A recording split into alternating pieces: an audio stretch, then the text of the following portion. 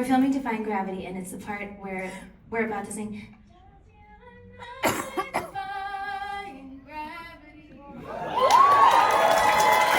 I'm suffering through smelling so many onions. We come back from lunch, and she goes, "What is this, an onion farm?" And my ass cheek was burning. So next time you see that shot, picture, yeah, there was an ice pack in between takes, and onions that she was suffering from.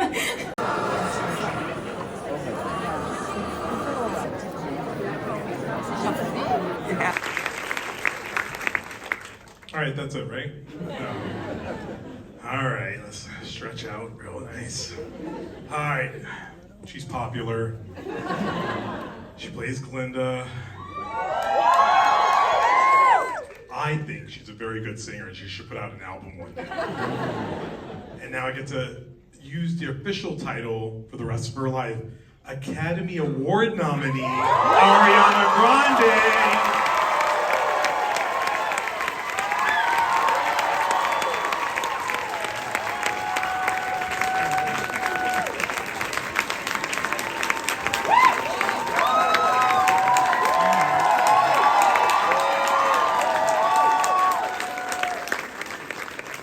Her third Oscar nomination this year, and she's an Oscar away from EGOTing. Ladies and gentlemen, Cynthia Erivo.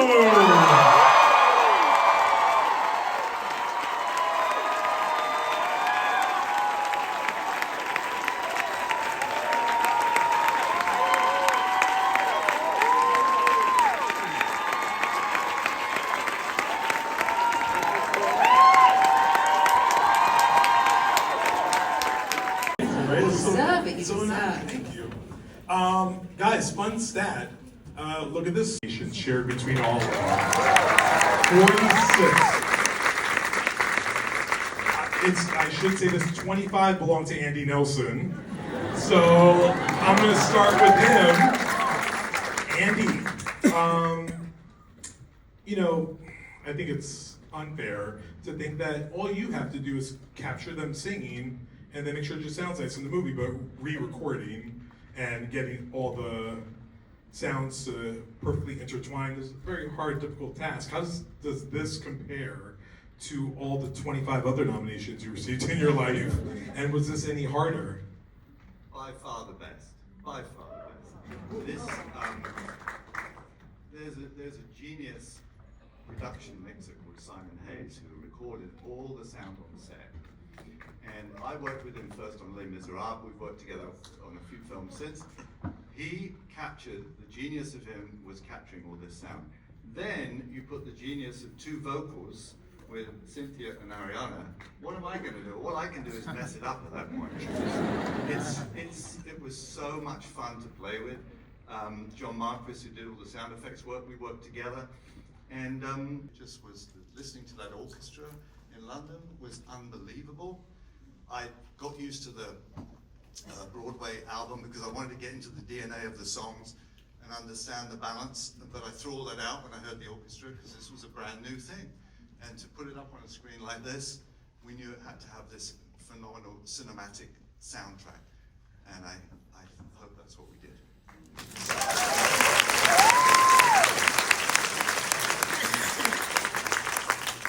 Nathan, I believe you told me you used a time machine to go back to 1939 and create some of the sets, you know, really getting a good idea. And it would have been easy just to copy kind of Wizard of Oz and try to recreate it in this time, but this is bold, sets are beautiful, and it builds a nice world for our ladies to run around in, and Jonathan Bailey too.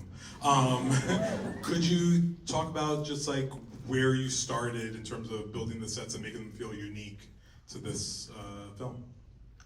Well, where do you start with this? You start with Wicked, you start with The Wizard of Oz, and I think you start with sort of trying to capture the nostalgia of both of those and trying to find that in the design. I mean, we start with John Chu, who is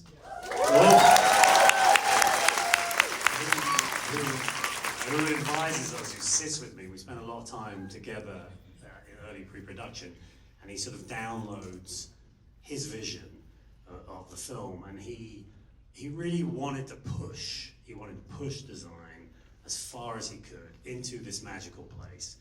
And I, and getting to build the sets. I mean, I love practical building. It's when you're with all my crews, and sometimes you're in mud and you're building these sets.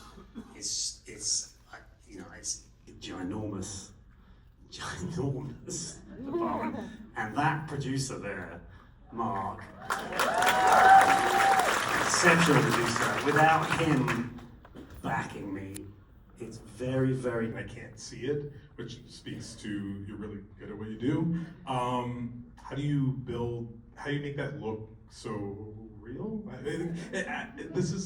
It's more than computer imagery. There's a lot that goes into it.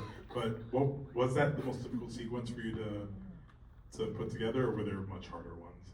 I think the whole movie was difficult to do, but it was a pleasure to work on. And actually, there are no visual effects in the whole movie. The way you may think about it, the way we did it is, and it's all credit to everybody that is working here. It's an incredible vision of making visual effects part of the storytelling, and we're completing the stories that we're trying to tell in the movie.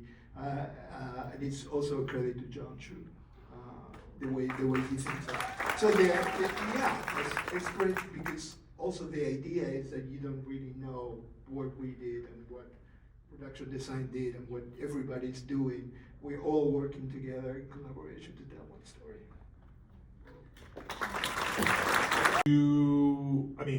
I saw Wicked on Broadway, and I assume that you saw it and you said, I'm gonna one-up this for the movie, and put some really great music in between all these fabulous songs. Where does the composer start putting music to a film that there are a lot of Wicked heads who know that music better? Somewhere. So should I do this thing called Wicked? And her face just went crazy. And I thought, this could be significant. So I didn't know anything about it, and I saw the films without anything other than the songs. The only thing I saw was just no music, no music. And as soon as somebody started singing, then I heard that. But other than that, I heard everything dry. And it just was a very affecting film like that. For me, I was imagining other things in there, but it was very affecting. It was very hard. The relationship between the fans and the actual material. I've never worked on anything that's been so sort of touchy. Thankfully, I think we got it right, but only just. I could have really ballsed it up.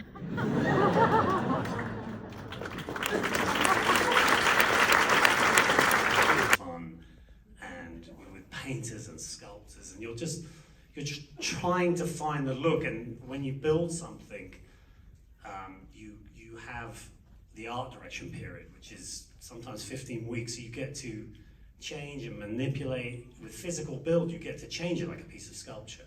So you get to enjoy the process of finding the best possible image with the best possible finishes. But you can't. I don't do it alone. I have a ginormous department, and that producer there, Mark, exceptional producer. Without him backing me, it's very, very difficult these days to do this kind of practical building. And so you have to have the support of someone like Mark, who goes to task and it gives me the ability to move forward. Thank you.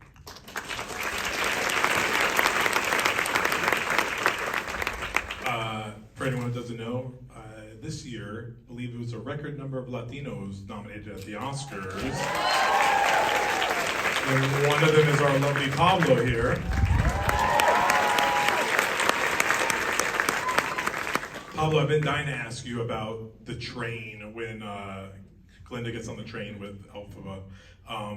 Because I know there's a ton of VFX in that scene and I can't see it, which speaks to you're really good at what you do. How do you make that look so real? It's more than computer imagery. There's a lot that goes into it. But was that the most difficult sequence for you to to put together, or were there much harder ones? I think the whole movie was difficult to do, but it was a pleasure to work on. And actually, there are no visual effects in the whole movie. The way you may think about it. The way we did it is, and it's all credit to everybody that is working here. It's an incredible vision of making visual effects part of the storytelling, and we're completing the stories that we're trying to tell in the movie, and it's also a credit to John Chu, the way he thinks. So it's great because also the idea is that you don't really know what we did and what production design did and what everybody's doing. We're all working together in collaboration to tell one story.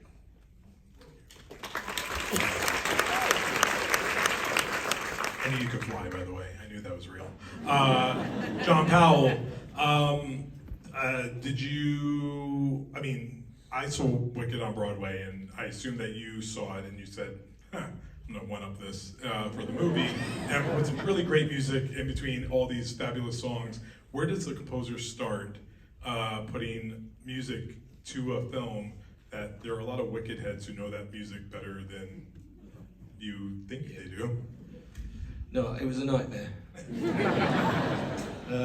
I didn't know the show, didn't know any of the music. Only when I got the gig, I said to Holly, who's out there somewhere, I said, should I do this thing called Wicked?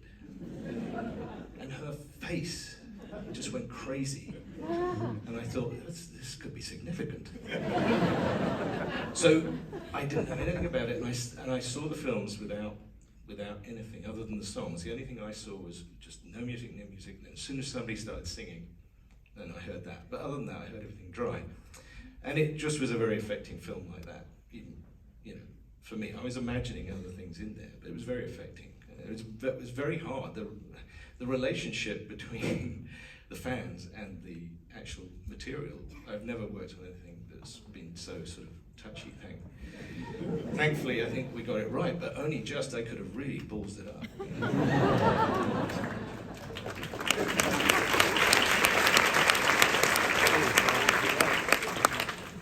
The next two people, I'm gonna give you a preview. I have to apologize to both of them for different reasons, so bear with me.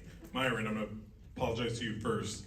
I have a thing when I watch movies, and I say, why are you over 2 hours? And I say that to myself typically, and I'm like why? And then I sat for Wicked. I said, oh, I get it now.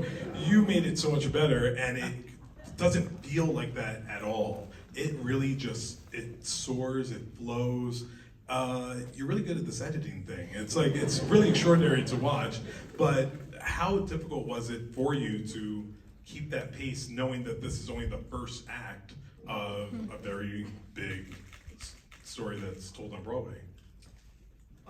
It's very difficult. I mean, it's you start with a 4-hour cut, and then you start to whittle away at it, and you make a lot of mistakes, and you cut out the wrong scenes, and you cut out the wrong performances, and then you put them back in, and then you find these amazing moments that John captured with Cynthia and Ari, and he always says, I'm capturing butterflies, or he's giving me spices to make and the ingredients to make a beautiful meal, and I just keep reworking, and the pace of the film just starts to emerge, and we worry about it because the studios are worried about it, and Ben Mark protects us, and we just try to make the film we need to make, and we believe in making a scene like the Ozdas Ballroom be the pace that it is, because if it's not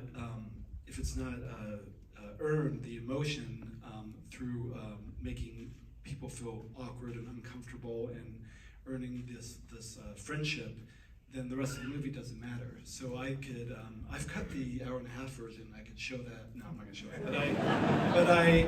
But I've cut every version that I could think of as much as I could to unearth the different versions that are shorter and versions that are half black and white. There's versions that are upside down. There's just every version, but I try my best to let the film speak to me, and then it's going to be whatever it is. And if I hear 2 hours and 40 minutes one more time, I'm going to scream. But but I really believe in that the movie is what it is, and you have to listen to it as an editor. And apologize to you first. I have a thing when I watch movies, and I say, "Why are you over 2 hours?" And I say that to myself typically, and I'm like why? And then I sat for Wicked, and I said, "Oh, I get it now. You made it so much better, and it really it soars, it flows. You're really good at this editing thing. It's really extraordinary to watch. But how difficult was it for you to keep that pace, knowing that this is only the first act of a very big story that's told on Broadway?"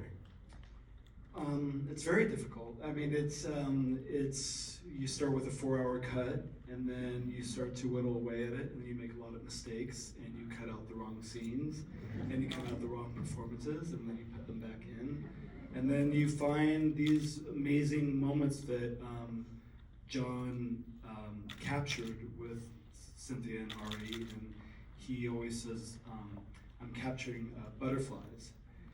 Or he's giving me spices to make and the ingredients to make a beautiful meal, and I just keep reworking, and the pace of the film just starts to emerge. And we worry about it because the studios are worried about it, and Ben Mark protects us, and we just try to make the film we need to make, and we believe in making a scene like the Ozdas Ballroom be the pace that it is, because if it's not earn the emotion through making people feel awkward and uncomfortable and earning this friendship, then the rest of the movie doesn't matter. So I've cut the hour-and-a-half version. I can show that. No, I'm not going to show that. But I've cut every version that I could think of as much as I could to unearth the different versions that are shorter and versions that are half black and white. There's versions that are upside down. There's just every version. But I try my best to let the film speak to me, and then it's going to be whatever it is. And if I hear 2 hours and 40 minutes one more time, I'm going to scream. But I really believe in that the movie is what it is, and you have to listen to it as an editor and not get in the way of it. And you were I call myself a wicked head. And Cynthia and Ari have heard me say this before. I saw Adina and Kristen Chenoweth on Broadway. I know what heaven looks like. It looks great, guys. It exists. It's amazing. We're all gonna like it. Some of us. Mark, when I heard this movie was being made, I was like, no. I was like vehemently no. And then you said, I'm gonna go get John Chu for you, Clayton, to make sure this all gets put together nicely.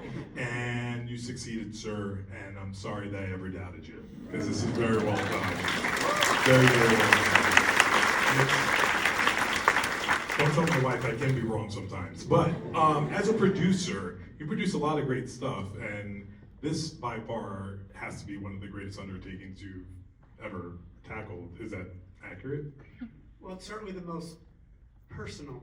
I mean, all my films feel personal to me, and those stories I tell because I want to tell, but this is so part of me, having read this novel in the 1990s and thinking what a great movie this would be, and then starting to develop it as a film, and then having Stephen Schwartz call me and say, would you consider making it a musical? And then going, of course it wants to be a musical, and then putting it on stage, and then I waited 22 years since it opened on Broadway. It's been probably 22 years. It's enjoying its best year ever on Broadway. But I waited a long time for a number of reasons. One, mostly because I didn't want to screw it up.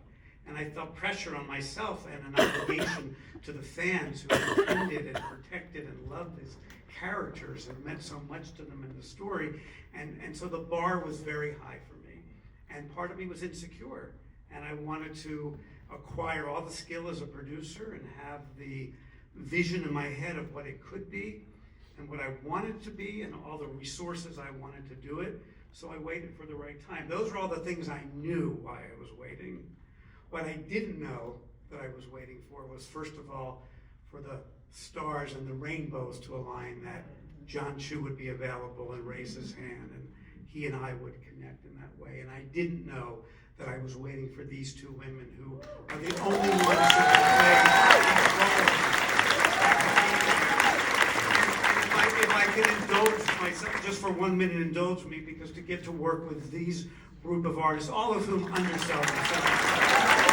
I mean, the sonic narrative that Andy created in that mix is extraordinary, and the world that Nathan created that transported all of us to Oz is extraordinary. And it's not just the train. Think about the character of Dr. Dillerman and Chistry, how we felt their feelings and what they were thinking, and that's this man here. And to take a Stephen Schwartz score that's beloved and to write so much music, you're not even scripted that way, where someone says, is it true you were her friend? And all of a sudden you're in this impressionistic world of seeing these two women. You don't see Elphaba, like little clips, little images. That's brilliant editing and storytelling, in addition to the music and everything. So I actually waited for all of these people. That's the truth.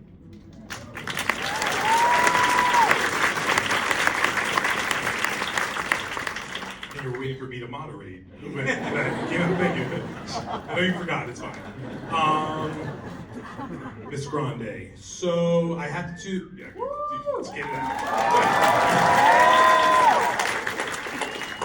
It's easy to say, and I'm guilty of this, it's easy to say that this is the role you were born to play. It's easy to say that you're so hilarious in the film. But if you're a Wicked head like I am, then when you listen to No One Mourns the Wicked, there is some lifting being done in that scene. And from the opening shot, I was like, this is different. This is not, you don't get to see this on Broadway. You don't get to see this type of acting. Aside from building your own bubble at home to really, learn how to do everything. How did you know? What did you do to prepare for Glinda, aside from being a little kid and watching Wicked and knowing you wanted to do it? Well, I've loved Wicked for 22 years. I got to see the original Broadway cast. I know what heaven looks like too. I've seen it, it's lovely. But there's a huge difference between being a fan of something and having to become it. Loving Wicked, loving the songs, and having to actually feel them, live them, and assign your own feelings to them and become them. So it's quite a journey, I really wanted to get to know Glinda beneath the comedy, because I'm a firm believer in the comedy will only play if it just is the truth, and if you're just telling the truth. So finding what's beneath the surface for her, that grief in No One Mourns the Wicked is a really complicated thing. Her best friend, her only real friend, Glinda's had a lot of friends, she's very popular. But, the first time she ever has a real friend is after the Ozdas Ballroom. That's the first time in her privileged, fluffy life that someone's ever held up the mirror and invited her to access that part of her that's really, truly, deeply good, and that's the first time she's ever had that kind of friendship. So in a way, we're each other's only true friend. So she's processing that loss, and it has a lot attached to it. There's sadness, of course, there's disappointment, because I think a part of Glinda really wishes she could have stayed, even though I support her in Defying Gravity. When she flies away on the broom, it's like, I tie the cape on her because I love her and I accept her, and that's my way of saying I love you, you've got this. But there's disappointment that she didn't say, that she didn't stay. There's also guilt, because I feel complicit in the fact that this character, this Wicked Witch of the West, has become what it is because I was a part of it, I was complicit. And there's just so much wrapped up into it. So it's just kind of learning what those pieces are for her and learning how to keep them at bay, because she's performing for the Munchkins, and while she's the lyrics are trying to get them to consider how the human element of wickedness was thrust upon her. It did happen to her. She can't really fully let them in, so it's finding that balance. How I wish I could be honest with them, and how can I let them in just enough so that they could consider that she was good and this happened to her, and she was a product of what happened. And I don't know, it's just sort of really living as these women and finding finding all of those feelings and then kind of smiling through it and figuring it out. And then, you know, the high E's and whatever, you have to not think about that part so that you could just be thinking about what's happening. What was the question? I've been here, how long was it? Preparation. 7 minutes. So, oh yeah, so that. Yeah.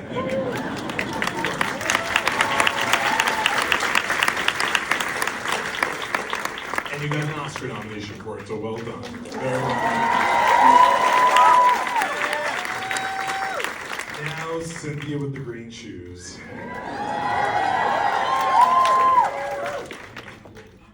Ozdo's Ballroom. I'm the awards editor, so I look at life in terms of Oscar clips. I'm like, what clip plays during the show that I could be like, this is why they're nominated, this is why they could win, or whatever. I watched the Ozdo's Ballroom scene, and no words were needed. Just single teardrop falling from your face with this pain and agony mirrored with this yearn for acceptance. Maybe one of the best acting moments I've seen in your career yet, and it didn't even need words. And then we get to Defying Gravity, and you were like, I'll do this, this is easy. I'll sing a little song. The journey from Ozdo's Ballroom to Defying Gravity is one that is very enjoyable, and it really does take off for you. Was it as easy as you made it look? Because it looks like you could just sing anything. You're like, kind of, you should do this too. It is not as easy as it looks, but I want you to feel like it's easy. I want you to be able to relax and to go with her on that journey. I think I want you to feel the pain that she's feeling, because the pain that she is feeling is real to me. It comes from a very real place. And the singing, it takes time. And what Madam here didn't tell you is that she also trained for many months to become a coloratura soprano, which is in case you don't know, they sound like very strange words, but a coloratura soprano is a soprano who has a mastery over one's voice. That means you can play with it the same way you would play with it if you do R&B. So all of those trills and turns and all those things that you can do when you're singing pop music, you can still do when you're in an opera voice, so singing a high E. So the training we both had to do on our voices in order to make those sounds took time for both voice and body. It isn't easy to sing in a harness up in the air when you have a ground underneath you. It isn't. Boy, is it good. But it's. But oh my God, thank you. Sorry. But it's fun as hell. I can say that. But I think that those things don't permeate if you don't go through the hard work, you know? And this is going to sound very sadistic, but I really love the work that goes into it. Like, I like how hard I have to work to get there, because when it lands, there's like a real thrill, like no other. There is nothing like being able to do a friggin' loop-de-loop in the air and still be able to land and sing the end of Defying Gravity. There's nothing like it. And so I know it isn't easy, but I wanted to be, I loved being able to do that work to get to the end of this. And these women deserve work. The women that we play deserve our all. And so we threw ourselves into it, whether it was a 2 a.m. wake-up call, a 5 a.m. makeup call, a workout for 2 hours. And like literally I would send her voice notes of the sound of my treadmill, which she has saved. I know she has them. And she would send me voice notes and I would hear her on her treadmill. You know, we were working, or she's just coming out of Pilates, or this is the constant thing that we would do to make sure that both mind, body, and soul were ready to play these characters. And it really was a physical and vocal job for us to go through, but why else would we not? Why would we not?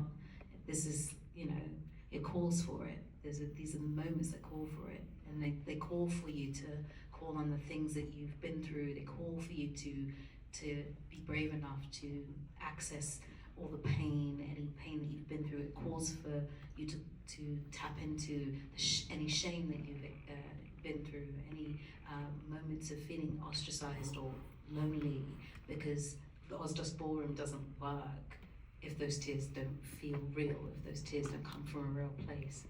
And it doesn't work if the fear of being rejected doesn't come from a real place. So all of that work is real, but you shouldn't see it, you should just feel it. You should just feel it, Okay, so I had to, let's get it out. It's easy to say, and I'm guilty of this, it's easy to say that this is the role you were born to play. It's easy to say that you're so hilarious in the film. But if you're a Wicked head like I am, then when you listen to No One Mourns the Wicked, there is some lifting being done in that scene. And from the opening shot, I was like, this is different. This is not, you don't get to see this on Broadway. You don't get to see this type of acting.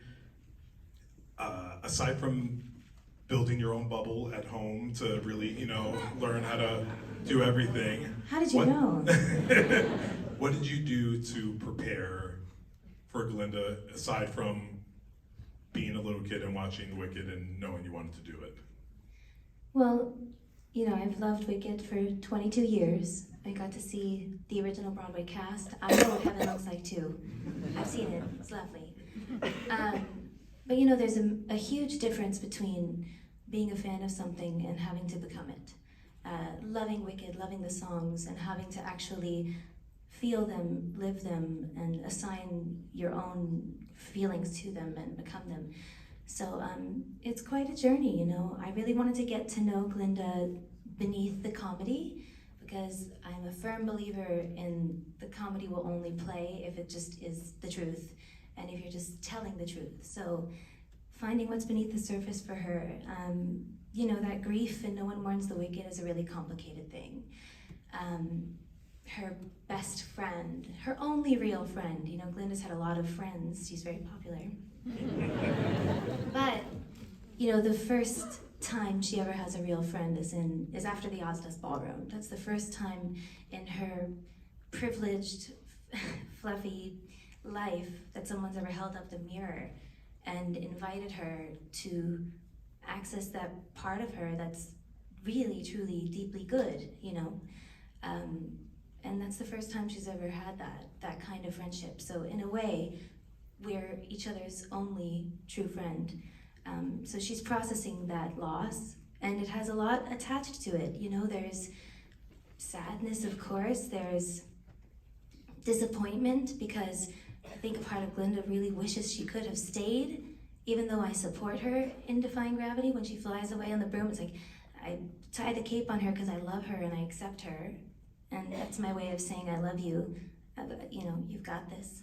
But there's disappointment that she didn't say, that she didn't stay. There's also guilt, because I feel complicit in the fact that this character, this Wicked Witch of the West, has become what it is because I was a part of it. I was complicit. And, there's just so much wrapped up into it. So it's just kind of learning what those pieces are for her and learning how to keep them at bay, because she's performing for the Munchkins, and while she's the lyrics are trying to get them to consider how the human element of wickedness was thrust upon her. It did happen to her. She can't really fully let them in, so it's finding that balance. How I wish I could be honest with them, and how can I let them in just enough so that they could consider that she was good and this happened to her, and she was a product of what happened.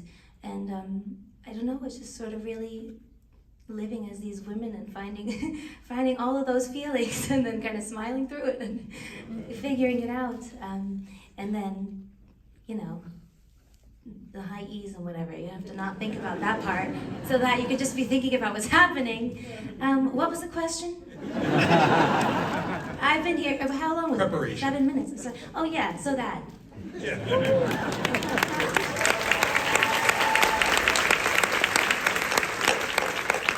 And you got an Oscar nomination for it, so well done. Very Now, Cynthia with the green shoes.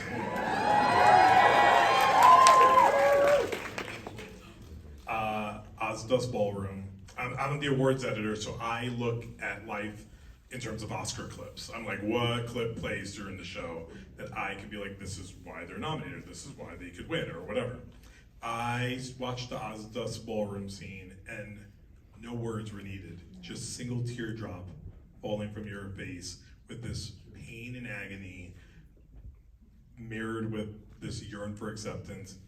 Maybe one of the best acting moments I've seen in your career yet, and it didn't even need words. And then we get to Defying Gravity, and you were like, I'll do this, this is easy. I'll sing a little song. The journey from Ozdust Ballroom to Defying Gravity is one that is very enjoyable, and it really does take off for you. Was it as easy as you made it look? Because it looks like you can just sing anything. You're like, kind of, you should do this too. It is not as easy as it looks, but I want you to feel like it's easy. I want you to be able to relax and to go with her on that journey. I think I want you to feel the pain that she's feeling, because the pain that she is feeling is real to me. It comes from a very real place, and the singing, it takes time. And what Madam here didn't tell you is that she also trained for many months to become a coloratura soprano, which just in case you don't know, they sound like very strange words, but a coloratura soprano is a soprano who has a mastery over one's voice. That means you can play with it the same way you would play with it if you do R&B. So all of those trills and turns and all those things that you can do when you're singing pop music, you can still do when you're in an opera voice singing a high E. So the training we both had to do on our voices in order to make those sounds took time for both voice and body. It isn't easy to sing in a harness up in the air when you have the ground underneath you. It is. Boy, is it good. But it's. But oh my God, thank you. Sorry. But it's fun as hell. I can say that. But I think that those things don't permeate if you don't go through the hard work. You know. I know this is going to sound very sadistic, but I really love the work that goes into it. Like, I like how hard I have to work to get there, because when it lands, there's like a real thrill, like no other. There is nothing like being able to do a freaking loop-de-loop in the air and still be able to land and sing the end of Defying Gravity. There's nothing like it. And so I know it isn't easy, but I wanted it to be, and I really loved being able to do that work to get to the end of this. And these women deserve work. The women that we play deserve our all. And so we threw ourselves into it, whether it was a 2 a.m. wake-up call, a 5 a.m. makeup call, a workout for 2 hours, and like literally I would send her voice notes of the sound of my treadmill, which she has saved. I know she has them. And she would send me voice notes, and I would hear her on her treadmill. You know, we were working, or she's just coming out of Pilates, or this is the constant thing that we would do to make sure that both mind, body, and soul were ready to play these characters. And it really was a physical and vocal job for us to go through. But why else would we not? Why would we not? This is, it calls for it. These are the moments that call for it. And they call for you to call on the things that you've been through. They call for you to be brave enough to access all the pain, any pain that you've been through. It calls for you to tap into any shame that you've been through, any moments of feeling ostracized or lonely, because the Ozdos Ballroom doesn't work if those tears don't feel real, if those tears don't come from a real place.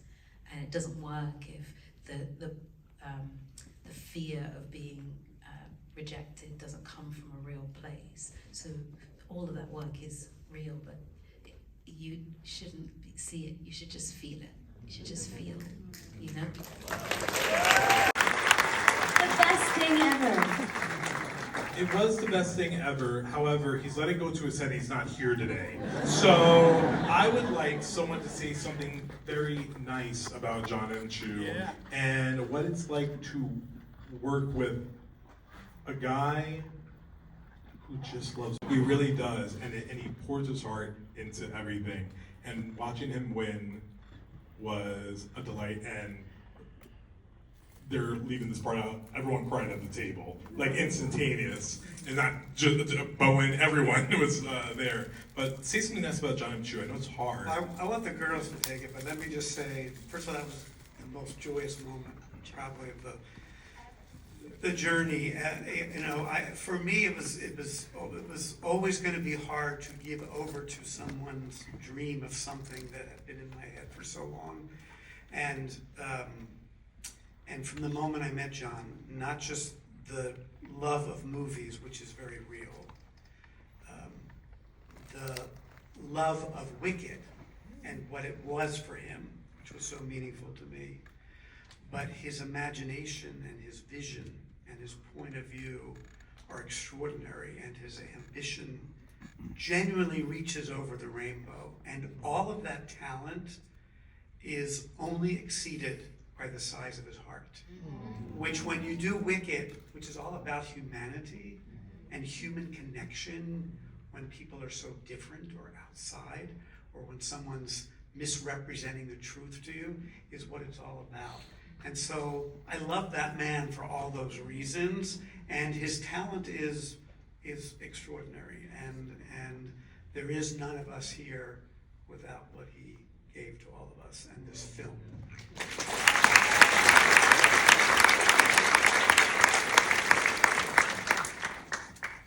I mean, just to add on, I mean, the size of his heart, the way he is, but the way he leads a set, I feel like he's the only person in the entire world that could have made something of this scale feel like we were all little students making a student film together. Like, it felt like we were just making something quiet and tiny and intimate and safe and warm, and he treats every single person he encounters with such respect and patience and care, and the same thoughtfulness that you feel woven throughout every single frame of this film. That's how he thinks about people. That's how he treats his crew. He creates the warmest set and most incredible environment. It's like, we shot 160 days, and we rehearsed for 3 months before, right? And Yes. there were Shut down for a strike in the middle. Yes. Yep. And there was never, I can't think of a time I saw him anything but grateful, motivated, excited, happy, grateful, kind, patient. And it's just, he reminds me of my grandfather in that way, actually. Which, I mean, he was the best person in the world, but just that respect and kindness. Love him so much, sorry. Yeah. And also, just the hardest worker and the best at what he does, yeah. Tell you something. I just have to be really, really real with you all. There is not a man in the world who can balance what it is to be a kind human being with being a kind director. Two very different things. Because your director needs to get this piece done. We need to get work done, right? But when you can be on a set, still feel like you are deeply seen and appreciated and loved, whilst you're doing this work, when you can come off set and still feel seen, appreciated, and loved, that is an impossible bridge to cross. I remember when we were on the set, I was so ill, I think it was like a week or something, and I got to my house and there was a Tupperware box of soup that he had made. And it wasn't just any soup. I remember it was Tom Yum soup without onion or garlic. And I say that onion and because garlic. I hate onion and garlic. Hey! Understand? Can I tell them So the it Defying wasn't, huh? Gravity? Tell them the Defying Gravity story. We will tell. And I say this, and I know it sounds hilarious, but I say this because that man thought enough of me to make something that he knew I could actually eat when I was ill.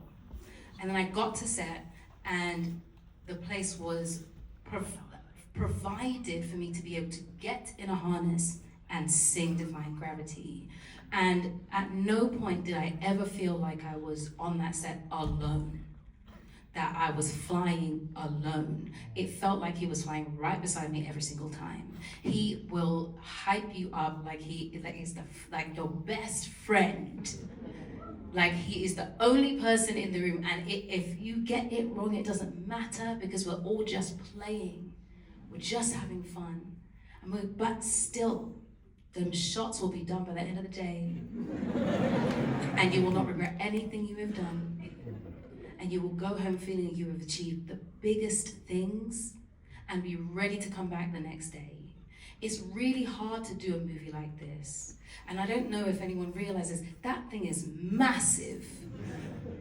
Do you know how like, this could have been bad. Let's be real. This could have been bad. And we're all sitting watching this because we love it. And do you know why? Because John Chu put his stamp on it because he loves it just as much as we do. The reason we're sitting here, the reason we're all here, the reason why we are here is because that man was at the top of the hill making sure that everyone was safe enough to come up the hill with him. That's why.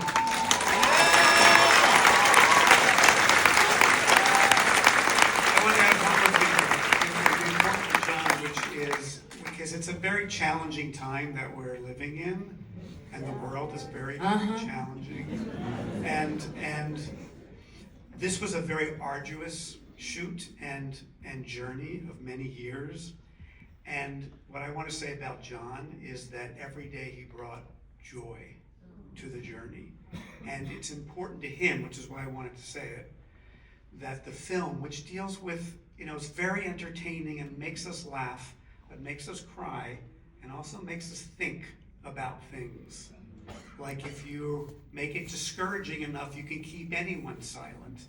Lines that, really have relevance today. It was important to John that the joy that he found every day, he would come on the set and go, today we get to do Popular. Can you believe that we're doing Popular today? It's gonna be so great. That joy he wanted to infuse in every frame, so that when you experience the film with all the tears and everything else, you feel the joy in every single frame. So I wanted to say that on his behalf.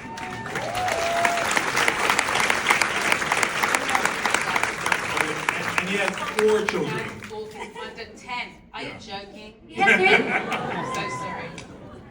You had 4. Wait, the onion story about Defying Gravity. Tell. Can I please? Tell. Sorry, Clayton, do we have to It's go? not my fault. No, you go. I'm sorry. I listened to you.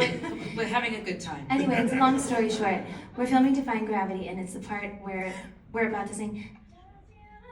Defying Gravity.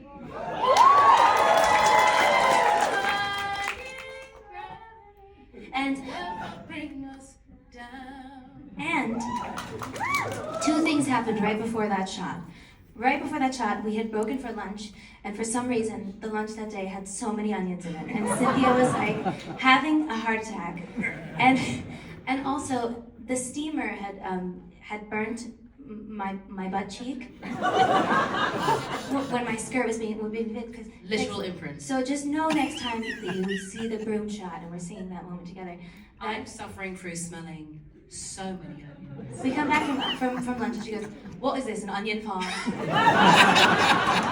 And my ass cheek was burning. So next time you see that shot, picture, there was an ice pack in between takes and onions that she was suffering from. And that's our story.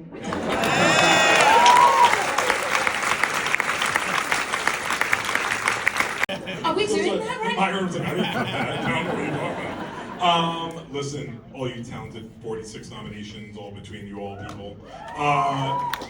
You did a good job. Yeah, not bad. You know, we look forward to the sequel, the completion of the story, and we look forward to some good news over the next few weeks at several award shows. So, one last time, the cast and crew